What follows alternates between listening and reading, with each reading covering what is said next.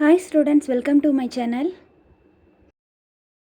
Hi students, இப்போ 7th ஸ்டாண்டர்டில் exercise 2.4ல first sum பார்க்கலாம். The base of the parallelogram is 16 cm and the height is 7 cm less than its base. சரிங்களா? Find the area of the parallelogram கேட்டிருக்காங்க. First parallelogram எப்படி இருக்கும் draw பண்ணிடலாம். So parallelogram இதோட base என்ன கொடுத்துருக்காங்க? Base of the parallelogram is 16 cm. ஓகேவா? Next என்ன கொடுத்துருக்காங்க, height is 7 centimetre less then it's base. Base எவ்வளோ இருக்கும், அதில் இருந்து 7 சென்டிமீட்டர் கம்மியாக இருக்குது. ஓகேங்களா, அப்போது பேஸ் இது, அதுலேருந்து 7 சென்டிமீட்டர் லெஸ் தென்னாக இருக்குது. ஓகேங்களா, ஸோ அப்போ அதை சப்ராக்ட் பண்ணோம். 17ல் 9 போயிடுச்சு அப்படின்னா 16ல் 7 போயிடுச்சு அப்படின்னா 9. ஸோ ஹைட் வந்து 9 சென்டிமீட்டர் எழுதிக்கலாம்.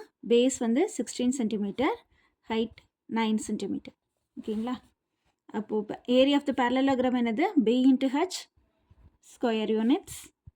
b 16 into h 9 சென்டிமீட்டரில் கொடுத்துருக்காங்க. ஸோ சென்டிமீட்டர் ஸ்கொயர் தானே போடணும். So 144 centimetre square area. ஓகேவாம்மா. செகண்ட் சம் பாருங்கள், நான் புக்கில் ரீட் பண்ணிக்கிறேன். An agricultural field is in the form of a parallelogram whose area is 68.75 square hectometer. The distance between the parallel sides is 6.25 hectometer. Find the length of the base. Okay, area கொடுத்துருக்காங்க 68.75 square hectometre கொடுத்துருக்காங்க. Base கொடுக்கல, h கொடுக்குறாங்க. Distance between the parallel sides அப்படின்னா இது parallel sides, அதுக்கு இடையில இருக்க distance between the parallel sides அப்படின்னா ஹைட்டுன்னு சொல்லியிருக்கேன். சரிங்களா, அப்போ ஹைட் என்ன கொடுத்துருக்காங்க, 6.25 ஹெக்டோமீட்டர். ஸோ சமுக்கு எழுதிடலாம். Area equal to b into h square units. ஏ என்ன கொடுத்துருக்காங்க, ஏரியா 68.75. பேஸ் கேட்டிருக்காங்க, ஹைச் என்ன கொடுத்துருக்காங்க 6.25. இப்போ என்ன பண்ணுவோம், நம்ம பேஸ் கண்டுபிடிக்கணும் அப்படின்னா இங்கே மல்டிப்ளிகேஷனில் தானே இருக்குது. ஸோ இது ஈக்குவல்ட்டுக்கு லெஃப்ட் சைடு வரும்போது டிவிஷனில் வருமா, அப்போ 68.75 டிவைடட் பை 6.25. ஓகேவா, இப்போ பாயிண்ட்டுக்கு அப்புறம் எத்தனை டிஜிட் இருக்குன்னு பாருங்கள். 2 டிஜிட் இருக்குது, இங்கே கீழேயும் 2 டிஜிட் இருக்குது. அதனால் மேலேயும் கீழேயும் நம்ம 100ஆல் மல்டிபிள் பண்ணிக்கலாம். நான் இப்படி எழுதிக்கிறேன், இதை அப்படியே நான் ரைட் சைட் கொண்டு வந்து எழுதிக்கிறேன். 68.75 பை 6.25. இதை 100ஆல் மல்டிபிள் அண்ட் டிவைட் பண்ணிக்கிறேன். ஏன்னா பாயிண்ட்டுக்கு அப்புறம் 2 டிஜிட்ஸ் இருக்கு இல்லையா.